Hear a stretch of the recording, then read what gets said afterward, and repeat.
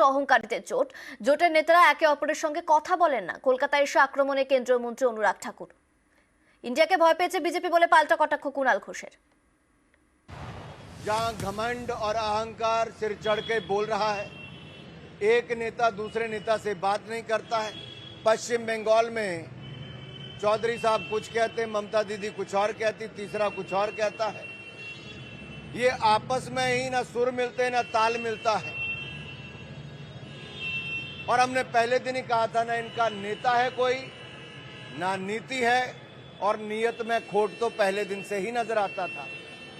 और मैं फिर कहता हूं, ये घमंडिया गठबंधन ये कहीं का नहीं हो सकता। ইন্ডিয়া অ্যালায়েন্স এবং তৃণমূল কংগ্রেস এরা বিজেপির মাথা ব্যথা, সেই জন্যই তো এই অনুরাগ ঠাকুর বা যারা যা আসছেন তারা এত ব্যস্ত ইন্ডিয়া অ্যালায়েন্সকে আক্রমণ করতে, তৃণমূল কংগ্রেসকে আক্রমণ করতে।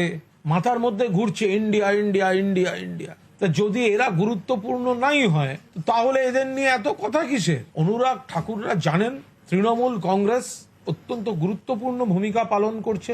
ইন্ডিয়া জোট শক্তিশালী হয়ে উঠেছে, কেন্দ্রে ক্ষমতায় আসতে চলেছে, সেই কারণেই তারা এখন এইসব নিয়ে চর্চায় ব্যস্ত।